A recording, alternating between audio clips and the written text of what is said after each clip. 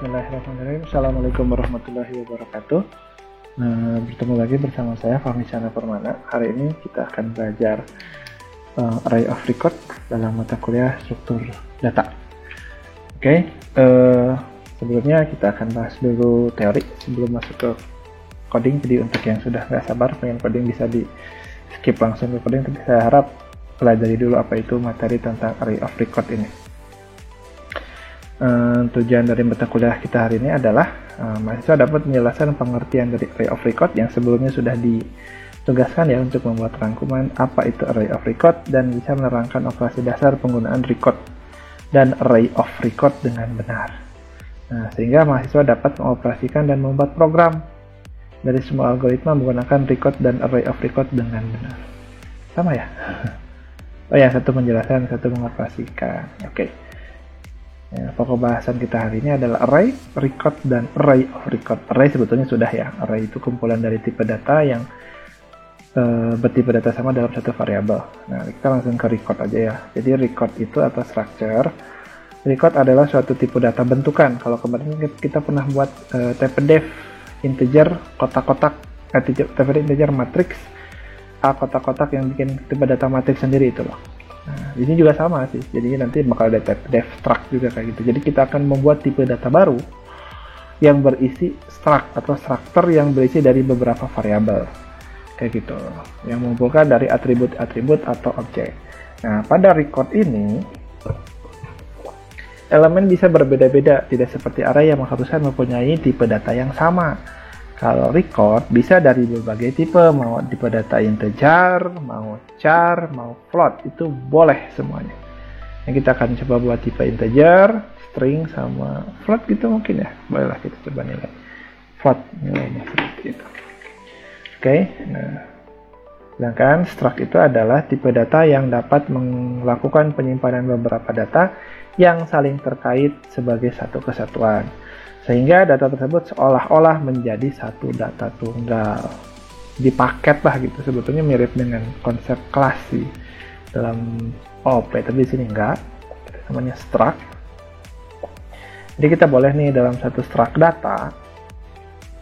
Nah, di sini ada char nama, ada char name mungkin harusnya bukan npm, ada integer nilai, ada integer umur. Nah, ini semua termasuk ke dalam data, tipe datanya. Nah, kita akan buat seperti ini. Nah, kemudian, ini penulisannya seperti ini. Ini langsung aja kali. Misalnya akses struct, mahasiswa.nilai, kayak gini. Nah, deklarasi array of record, struct. Nanti kalau mau pakai tpd struct, boleh di depan, boleh di bawah. Boleh langsung struct nama recordnya apa, atau tpd struct, nanti nama recordnya di bawah. Nah, cara mengakses variabel dalam record adalah struct dengan cara operator titik. Nah, misalkan terdapat record struct mhs dan variabel yang akan diakses di dalamnya adalah name, maka cara mengaksesnya adalah mhs.name. Yang artinya kita mengakses name yang merupakan atribut dari mhs. Jadi kita akan coba deh. Nah, ini bisa. Nah, sebetulnya boleh dalam bentuk contoh seperti, jadi akan dibuat program untuk mengelola koordinat kartesius yang memiliki koordinat absis dan ordinat. Program akan dipecah menjadi input, proses, dan output. Struktur data yang diperlukan untuk input adalah A, B, C, D, T. Di sini di titik A, titik B, titik C, titik T. Nah, kayaknya kalau kita belajar ini sekarang enggak deh, yang lebih ke matematik ya. Saya takutnya mahasiswa pendidikan multimedia belajar matematik kayaknya udah anti duluan. Nah, kita akan cita langsung saja ke langsung saja ke coding deh. Kita akan coba buat kode blocks. Kita dulu kode blocksnya. Nah, kita akan buat satu record data mahasiswa yang isinya apa ya? Integer name. Mana ya kode blocks? Kita coba buat kode blocks. Buka. Terus begini. Ini apa ya? Ke kelas kayaknya tadi. Nggak apa, kita coba new project. Kayaknya nggak ada nih. New project ke kelasnya tadi deh. Console next C++, kita buatnya ke UPI struktur data. Sih namanya itu sih nama let struct 1 lah. Oke, ini mana nih? Kalau itu tuh subpage apa nih? Bukan. Apa ya yang mau ada di sini tuh?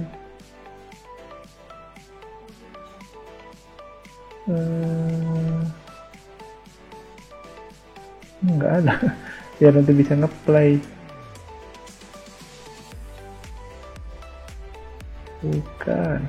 Apa nih? View.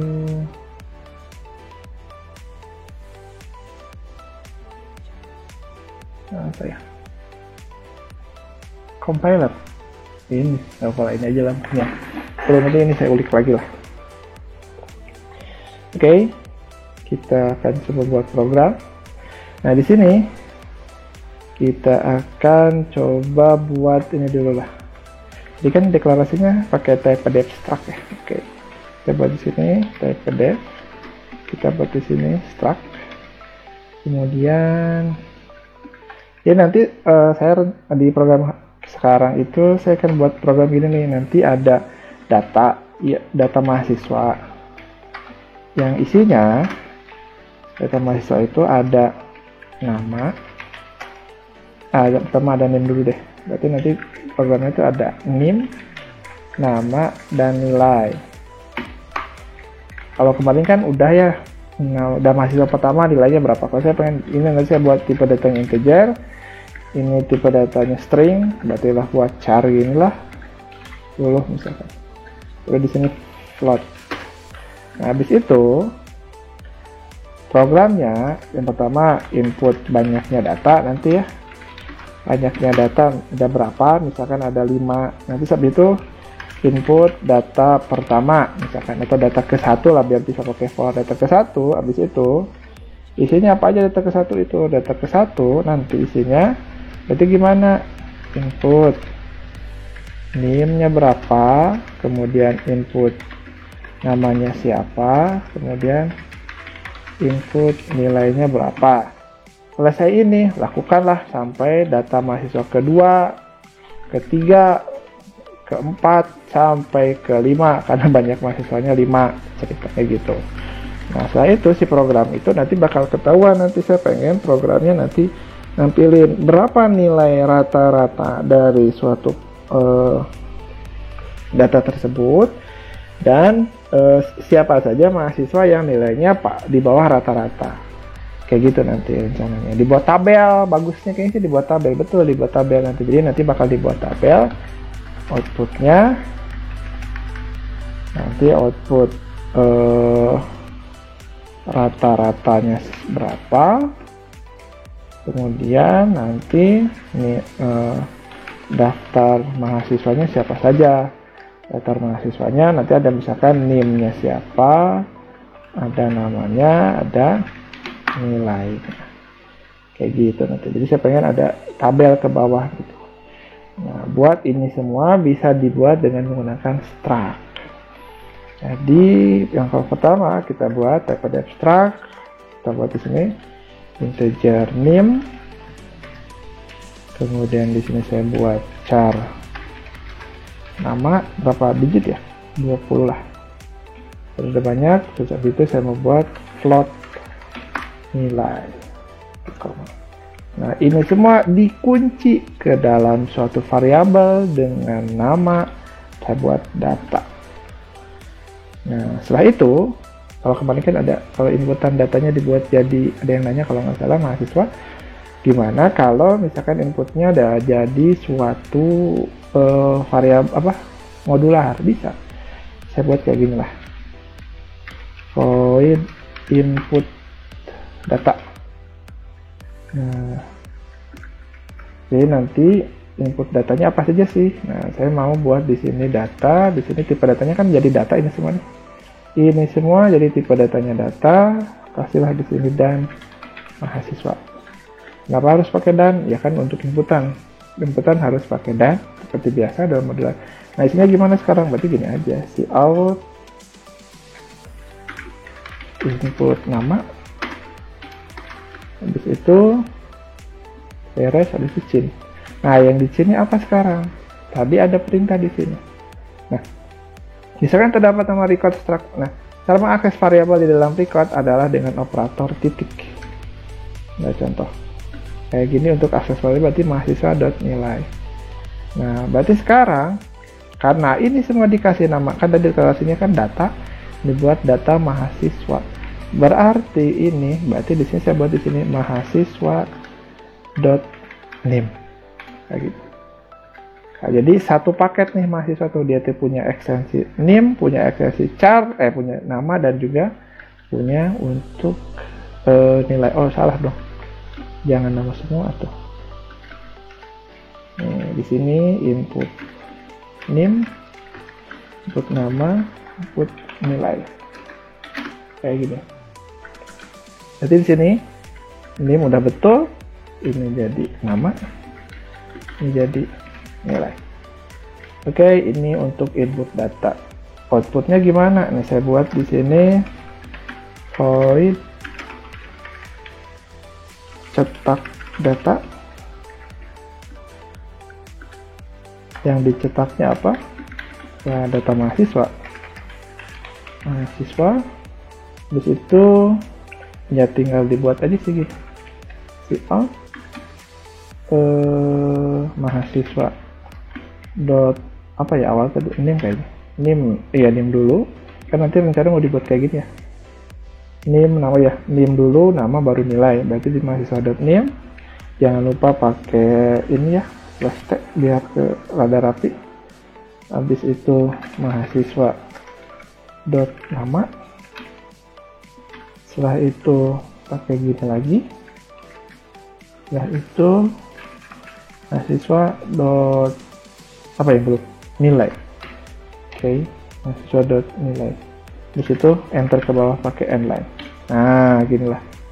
Ini biar rapi sedikit. Oke. Udah nih, input udah ada, cetak udah ada. Terus di sini programnya ngapain? Ya ganti ya di sini. Program database mahasiswa. Oke, kita buat ini dulu biar ada gaya sedikit.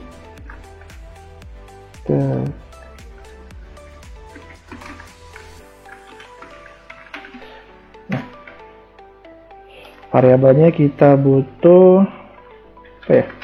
Kejar n untuk banyaknya data yang mau dicetak. Habis itu kan nyari rata-rata ya. Ada jumlah, berarti jumlah saya buat jadi sama dengan 0. Udah sih kayaknya. Habis itu offload rata-rata. Oke, berarti sekarang pertama cout input jumlah mahasiswa, habis itu tutup sin jadi n, setelah itu kita deklarasikan tipe datanya tadi si mahasiswa dengan array sebanyak n. Oke, karena ini kan jadi array ya, jadi ini semua dalam satu record struct. Nah, kita buat ini semua jadi array, jadi masing-masing punya indeksnya. Jadi mahasiswa yang pertama, mahasiswa I, isinya ada nim, ada nama, ada nilai. Mahasiswa 2 ada nim, ada nama, ada nilai. Makanya di sini deklarasi array of record, ininya disebut record. Nah, di sini jadinya array karena deklarasikan array. Jadi ada array dari suatu record, makanya disebut array of record. Nah, habis itu gimana? Ya udah sini sama, pakai for aja biasa. Pakai for. Misalkan di sini integer i sama dengan 0, kemudian i kurang dari n, kemudian i plus plus sama persis. Nah, setelah itu gimana sekarang? Kasihlah. Kita buat di sini data pertama dulu mungkin ya, misalkan data ke 1. Oh, jangan ke 1 atau ke ini ya, ke i plus 1, kayak kan i nya dari 0 ya, i plus 1, habis itu slash n biar bisa ada enter. Udah sih segini, habis itu baru deh panggil apa? Ini ada input data. Input data. Sekarang yang diinputnya apa? Yang diinputnya adalah mahasiswa dengan indeks I. Nggak usah ada ini, nggak usah. Tapi kan kalau mau langsung juga bisa. Tapi kan di sini udah. Jadi ketika mulai looping, input data mahasiswa, dia manggil ke fungsi yang ini. Nanti bakal ada input name, input nama, dan input nilai. Setelah itu gimana? Tinggal hitung kalau mau rata-rata. Berarti di sini kita buat jumlah sama dengan jumlah. Kalau bisa kan kemarin jumlah sama dengan jumlah plus nilai. Nah sekarang kan yang nggak jumlah plus nilai, tapi jumlah plus mahasiswa I dot. Nah ini nilai. Kita akses bagian nilainya saja. Jadi nggak mau akses bagian yang lain, yang dijumlahkan itu untuk bagian nilainya saja. Oke, nah sekarang habis itu ya tinggal di cout kita buat header table begini kali ya, data hasil inputan misalkan, terus itu slash atau gini lah, endline, terus itu cout. Nah, habis itu kita buat apa? Tadi kita membuat ini ya, name, nama, dan nilai. Oke, udah di sini kita buat name, habis itu slash t, habis itu nama, habis itu slash t, habis itu nilai. Setelah itu ya endline atau slash n juga boleh. Nah setelah itu kita buat looping yang berisi pengulangan yang cetak ini nih, si void cetak data. Kita buat lagi lah sama ini. Terus itu kita buat di sini, panggil deh cetak data, parameternya mahasiswa, di sini mahasiswa I. Kayaknya sih gini. Spin dulu ya. Kita coba run. Tuh mahasiswa nih, mahasiswanya 5 lah. Aduh, banyak sih kalau 5 ya. Tuh 2, 3, 4, 5. Namanya Budi. Nilainya 90. 1, 2, 3, 4, 6. Namanya Judi. Nilainya 75. Namanya 1, 2, 3, 4, 7 lah. Namanya Dudi. Kemudian nilainya 91 lah. Hasil keempat 1, 2, 3, 4, 8. Namanya apa ya? Budi. Nilainya 3, 4. Terakhir masuk ke 5, 1, 2, 3, 4, 9. Namanya Judi. Nilainya 2. Di situ keluar deh. Name-nya segini, hasil inputan data ya. Nilainya berapa? Jadi tabel gini. Nah, di situ bisa nggak? Oh, nilai sama rata-ratanya belum ya. Oh, oke lah kalau gitu jadi rata-rata. Kayaknya ini bakal bagus kalau begini nih. DSSN hasil inputan data. Kalau pakai garis kayaknya lebih bagus sih. Perlu garis ya, cuma garisnya di sini kayaknya nih. Kalau pakai garis. Segitu gitu ya. Nah ini bagus nggak ya? Kita coba lah nanti. Cuma 2 garis ini kok. Bisa nggak 2 sih, bisa banyak. Nah gini lah.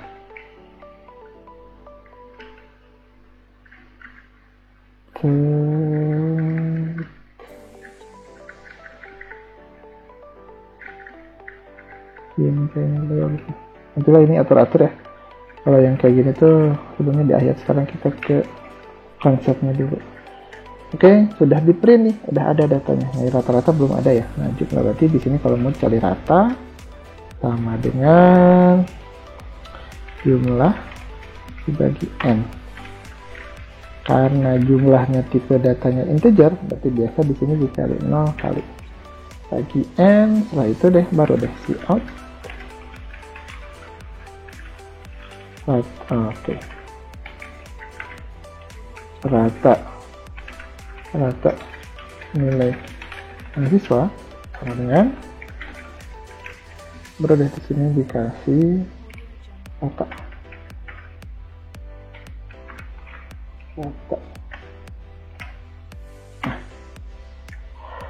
Kalau udah, tadi kan saya mau ngeprint mahasiswa yang nilainya di bawah rata-rata ya. Ya udah sama sih sebetulnya, kita buat aja di sini count. Saya buat di sini /n deh. Biar ada enter.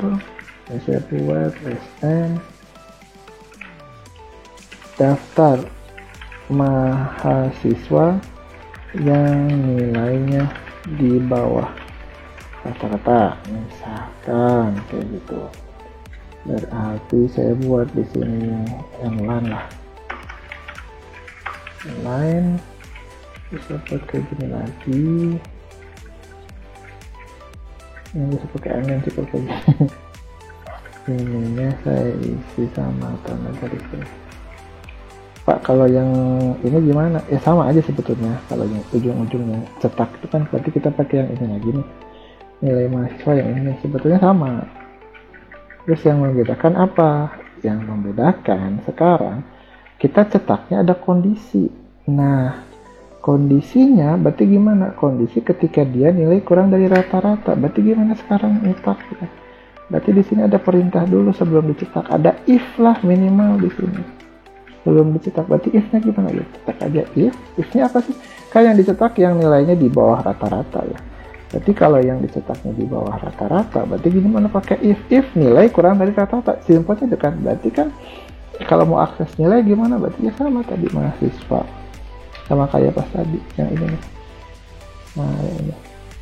Mahasiswa i.nilai ya, kurang dari rata.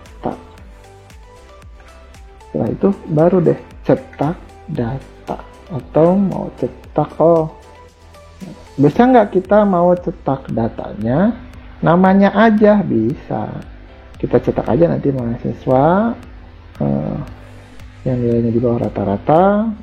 Berarti kita cetak, bisa kayak mau pakai tabel, tapi saya di sini cuma coba pakai tabel dulu. Coba ya, bener nggak? Ada 5 ya. Aduh, ini panjang ya, sini saya gini lah. 1. Oke. Namanya terlebih lagi lah.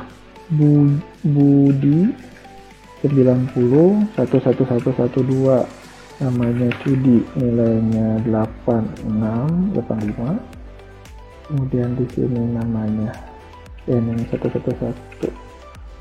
3. Namanya Budi, nilainya 75. 100 aja lah. Habis itu nilainya 111. 4.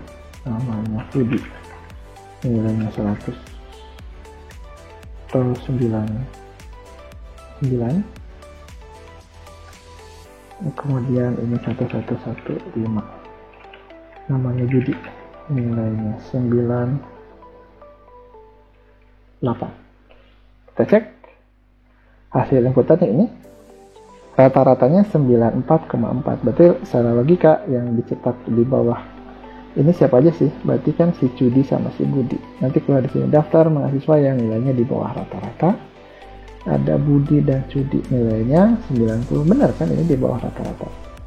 Nah, nanti soal latihannya cari misalkan nilai terbesarnya siapa, nilai terkecilnya siapa. Jadi nanti setelah ada tabel ini, saya pengen ada setelah tabel ya, nanti ada keluar nama mahasiswa dengan nilai terbesar siapa. Misalkan kalau dari sini yang terbesar kan si Budi, berarti keluar Budi. Jadi keluar nama mahasiswa dengan nilai terkecil itu siapa. Jadi kan kalau dari tabel ini kelihatan yang terkecil itu Cudi. Nanti keluar ya. Programnya sama, yang ini nanti tinggal diketik ulang, kan ada ya step by stepnya juga udah ada, ditulis tangan lagi, tambahkan fitur nanti biar bisa outputnya ini, tambah 2 ini saja. Kalau logikanya di mana? Gampang sih. tambahkan di sini logikanya. Artinya tuh di sini ada max sama min kayak gitu. Oke, itu saja mungkin untuk pertemuan hari ini. Nanti akan ada tugas seperti ini untuk tugas 5. Untuk pertemuan hari ini jadi sampai sini aja. Mohon maaf kalau misalnya ada salah. Sekian dari saya. Assalamualaikum warahmatullahi wabarakatuh.